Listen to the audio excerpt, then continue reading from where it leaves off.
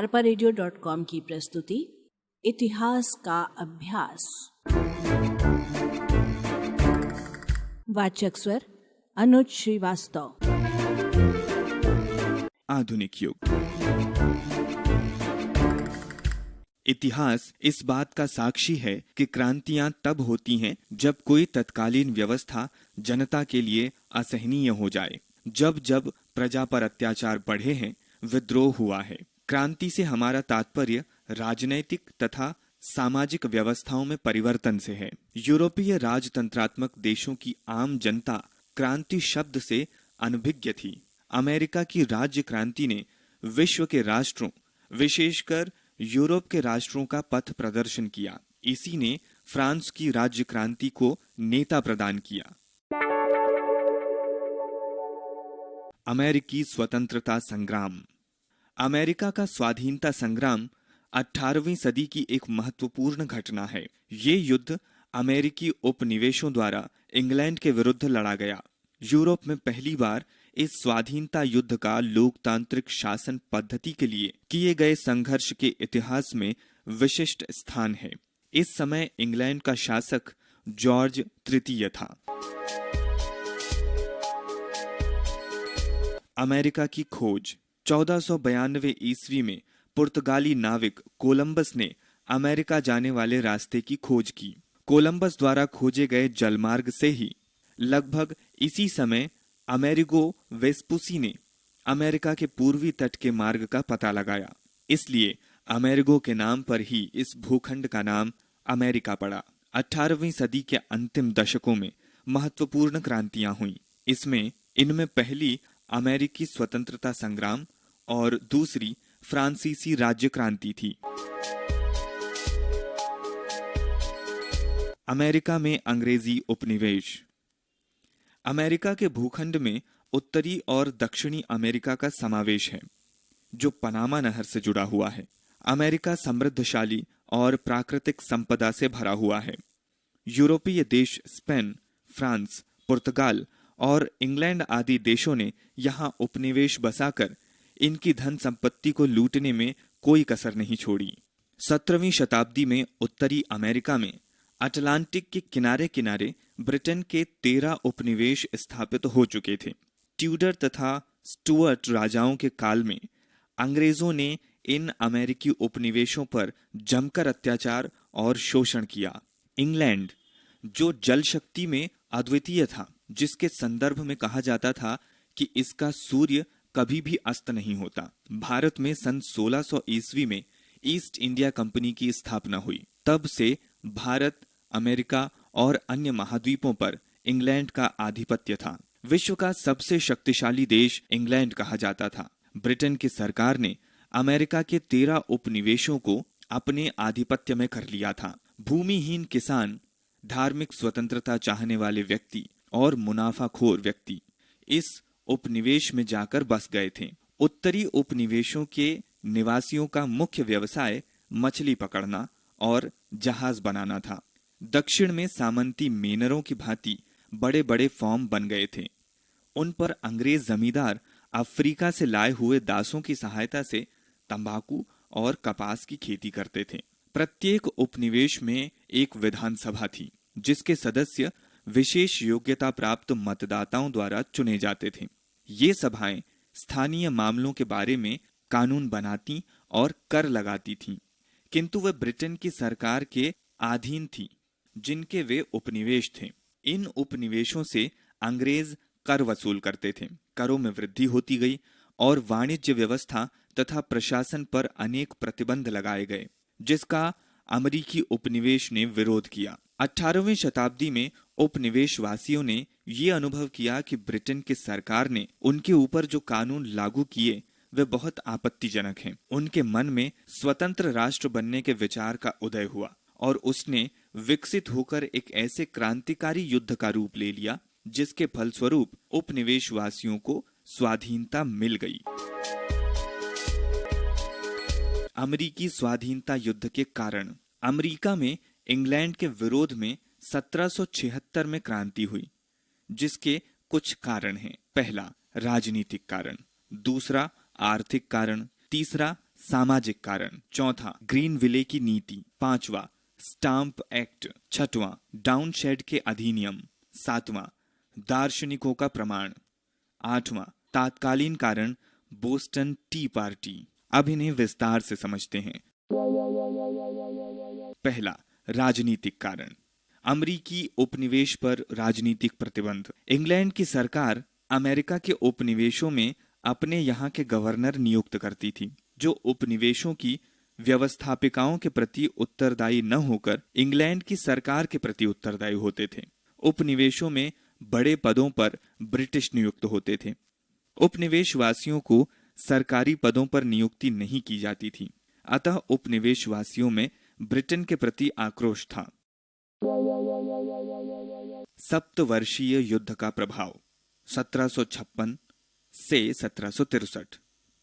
सप्तवर्षीय युद्ध में एक ओर इंग्लैंड और प्रशा थे, दूसरी ओर फ्रांस, ऑस्ट्रिया और अन्य राष्ट्र।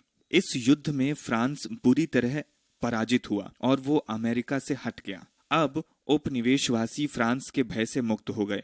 अब उनके सामने एक ही रोड़ा इंग्लैंड था। उपनिवेशवासी इंग्लैंड के कर के बोझ से असंतुष्ट थे। मध्यम वर्ग का विकास। उस समय इंग्लैंड के मध्यम वर्गीय कुछ लोग धार्मिक स्वेच्छाचारिता से परेशान होकर अमेरिका भाग गए थे। उनके स्वतंत्र विचार थे और वे उनमें अपनी शासन व्यवस्था तथा सरकार की रूपरेखा तैयार करने की भावना थी। दूसरा, आर्थिक कारण। ब्रिटिश सरकार की नीति उपनिवेशों का शोषण करने की थी। उपनिवेशों में ऊनी कपड़ा, टोपी बनाना तथा लोहे का सामान बनाना निषिद्ध था। इंग्लैंड उपनिवेशों से कच्चा माल सस्ते में प्राप्त करता था और तैयार माल को उन्हीं बाजारों में अधिक दाम में बेचता था। तीसरा, धार्मिक मतभेद। इंग्लैंड छोड़कर अमेरिका में बसने वाले अंग्रेज वहां होने वाले अत्याचारों से दुखी होकर यहां आए। ये अंग्रेज लोगों के धार्मिक अत्याचारों से बचने के लिए इंग्लैंड छोड़कर अमेरिका आए थे। इन लोगों में इंग्लैंड के प्रति कोई सहानुभूति नहीं थी। चौथा, ग्रीन विले की नीति। 1763 में ग्रीन विले इंग्लैंड का प्रधानमंत्री बना। ग्रीन विले के कुछ कार्यों से उपनिवेश के लोग अंग्रेजों से नाराज हो गए, जैसे एडमिरल्टी कोर्ट की स्थापना।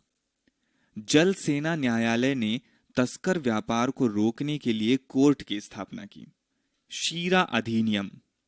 1764 में ग्रीन विले ने शीरा कानून बनाया। उसने शीरे के आयात पर रोक लगा दी।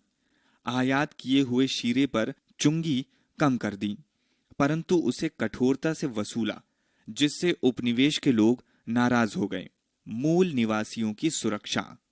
ग्रीन विले अमेरिका के मूल निवासियों, रेड इंडियन के लिए उपनिवेशों का एक बड़ा भाग सुरक्षित कर देता था।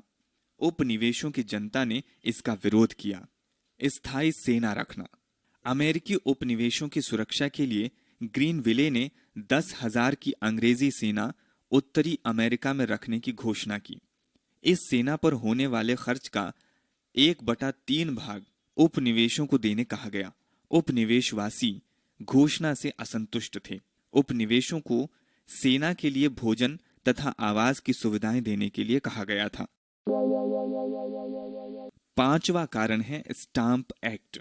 सप्तवर्षीय युद्धों में उलझे रहने के कारण इंग्लैंड की आर्थिक दशा खराब हो गई थी। उस पर ऋण का बोझ बढ़ गया था। धन की आवश्यकता की पूर्ति करने के लिए 1765 ईस्वी पूर्व में ब्रिटेन की संसद में स्टाम्प एक्ट पारित किया गया। उपनिवेशवासियों को व्यापारिक सौदे पर कर देना आवश्यक हो गया। कानूनी कागजातों और अन्य दस्तावेजों पर 20 शिलिंग तक का स्टाम्प लगाना पड़ता था। अमेरिका में बसे यूरोप के लोगों का कहना था कि ब्रिटेन की संसद में उनका कोई प्रतिनिधि नहीं है, अतः संसद का उन पर कर लगाने का कोई अधिकार नहीं है। स्टाम्प एक्ट का अमेरिका में घोर विरोध हुआ। फलस्वरूप 1766 ईस्वी में इस एक्ट को रद्द करना पड़ा। छठवां, टाउनशेड के अधिनियम। 1767 में ब्रिटिश संसद ने चाय, शीशा तथा कागज पर नए आयात कर लगा दिए थे। तीव्र विरोध के कारण 1770 में शीशा और कागज के करों को रद्द कर दिया गया। चाय पर कर बना रहा। अमेरिकी वासियों का क्रोध शांत नहीं हुआ। 7वां, दार्शनिकों का प्रभाव। अमेरिकी जनता को क्रांतिकारी विचारों से प्रेरणा मिली। फ्रांसीसी दार्शनिकों ने विचार व्यक्त किए थे कि मनुष्य को कुछ मौलिक अधिकार प्राप्त हैं जिनका हनन कोई नहीं कर सकता। अन्याय के खिलाफ विद्रोह करना ऐसा ही एक अधिकार था। ल्यूक, हैरिंगटन, टॉमस पेन आदि दार्शनिकों के विचारों ने अमेरिकियों को प्रभावित किया। अमेरिकी नेता थॉमस जेफरसन ने उपनिवेशी जनता को प्रोत्साहित किया। 1776 को 13 उपनिवेशों के प्रतिनिधियों ने मिलकर स्वतंत्रता की लड़ाई शुरू कर दी। अंततोगत्वा उपनिवेशों को स्वतंत्रता मिली, जिन्हें हम संयुक्त राज्य अमेरिका कहते हैं। उन्होंने गणतंत्रात्मक शासन प्रणाली लागू की। 8वां, तात्कालिक कारण। Boston T party. East India company को भारत से सीधे अमेरिका चाय भेजने का अधिकार चाय कानून के तहत प्रदान किया गया। उपनिवेशवासियों ने इसका विरोध किया। 16 दिसंबर 1773 ईस्वी को ईस्ट इंडिया कंपनी के चाय से लदे कुछ जहाज बोस्टन के बंदरगाह पर पहुंचे। बोस्टन में जब वहां के गवर्नर ने चाय उतारने का आदेश दिया, तब वहां के कुछ नागरिक आदिवासियों जैसे कपड़े पहनकर जहाज पर पहुंचे और चाय की 343 पेटियां समुद्र में फेंक दी। ये घटना इतिहास में बोस्टन टी पार्टी के नाम से प्रसिद्ध है। ब्रिटिश सरकार ने बोस्टन के बंदरगाह को व्यापार के लिए बंद कर लिया तथा अनेक दमनकारी कानून बनाए। उपनिवेशवासी विद्रोह के लिए उठ खड़े हुए। फिलाडेल्फिया का प्रथम सम्मेलन। 5 सितंबर 1774 में इंग्लैंड के दमनकारी कानून के विरोध में 13 उपनिवेशियों का एक सम्मेलन फिलाडेल्फिया में बुलाया गया। तय हुआ कि उपनिवेशियों के सहमति के बिना उन पर किसी प्रकार का कर न लगाया जाए। अंग्रेज सरकार ने मांग अस्वीकार कर दी और इसे विद्रोह घोषित कर दिया। 19 अप्रैल 1775 ईस्वी में क्रांति का प्रथम संघर्ष मैसाचुसेट्स में लेक्सिंगटन नामक स्थान पर हुआ। युद्ध में हार जीत का निर्णय न हो सका। द्वितीय महाद्वीपीय सम्मेलन। 4 जुलाई 1776 ईस्वी को फिलाडेल्फिया में उपनिवेशवासियों की दूसरी बैठक हुई। इस सम्मेलन में पूर्ण स्वाधीनता की घोषणा की गई। ये घोषणा तैयार करने में मिस जेफरसन का मुख्य हाथ था, जिसमें संयुक्त उपनिवेशों को स्वाधीन और स्वतंत्र घोषित किया गया। स्वतंत्रता संग्राम का प्रारंभ होना। अमेरिकी सेनाओं का नेतृत्व जॉर्ज वॉशिंगटन ने किया। 1776 ईस्वी में ब्रिटिश जनरल की करारी हार हुई। युद्ध में फ्रांस, स्पेन तथा हॉलैंड भी शामिल हो गए। वे इंग्लैंड से अपना पुराना बदला चुकाना चाहते थे। उन्होंने यूरोप में इंग्लैंड को उलझाए रखा, जिससे वो अमेरिका में अपनी सेनापतियों की सहायता न कर सका। अतः 1781 में यॉर्कटाउन नामक स्थान पर अंग्रेजी सेनापति कॉर्नवालिस की पराजय हुई। ये एक निर्णायक युद्ध साबित हुआ। इसके 2 वर्ष तक अंग्रेजी शासन जारी रहा। 1783 में पेरिस संधि हुई और अमेरिकी 13 उपनिवेश स्वतंत्र कर दिए गए। 4 जुलाई अमेरिका में स्वतंत्रता दिवस के रूप में मनाया जाता है। स्वतंत्र संयुक्त राज्य अमेरिका का संविधान जब 1789 ईस्वी में लागू हुआ, तब जॉर्ज वॉशिंगटन उनके प्रथम राष्ट्रपति चुने गए। अमेरिकी संविधान। एक योजना के अंतर्गत संयुक्त राज्य अमेरिका के नाम से राष्ट्रीय सरकार बनाने का निश्चय किया। नया संविधान सन 1789 में लागू हुआ। अमेरिका में गणतंत्र राज्य की स्थापना की गई। अमेरिका के नागरिकों को अनेक अधिकार दे दिए गए।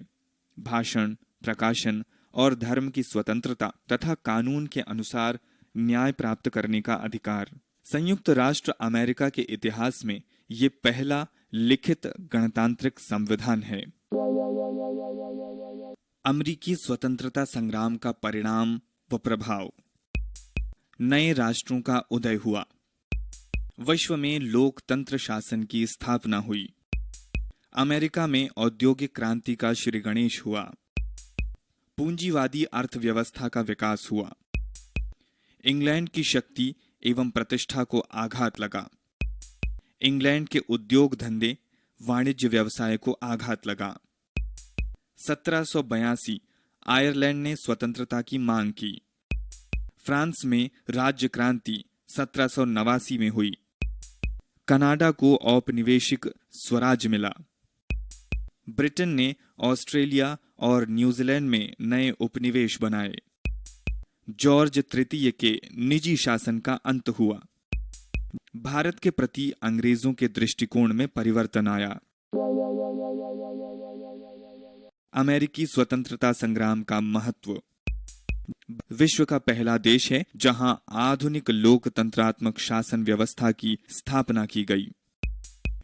विश्व में पहला लिखित संविधान निर्मित हुआ। अमेरिकी क्रांति ने भविष्य में होने वाली क्रांतियों को प्रेरणा दी तथा मानवीय अधिकारों का पोषण किया, साथ ही समानता के महत्व को प्रतिपादित किया। स्मरणीय बिंदु। अमेरिकी स्वतंत्रता संग्राम 4 जुलाई 1776 को फिलाडेल्फिया में स्वाधीनता की घोषणा की। 1492 में कोलंबस ने अमेरिका की खोज की। 1765 ईस्वी में ब्रिटेन की संसद में स्टाम्प एक्ट पारित किया गया। अमेरिकी स्वतंत्रता संग्राम का तात्कालिक कारण बोस्टन टी पार्टी थी। अमेरिका का संविधान 1789 ईस्वी में लागू हुआ। यह विश्व का पहला राष्ट्र था जिसने लिखित संविधान निर्मित किया। arparadio.com की प्रस्तुति इतिहास का अभ्यास।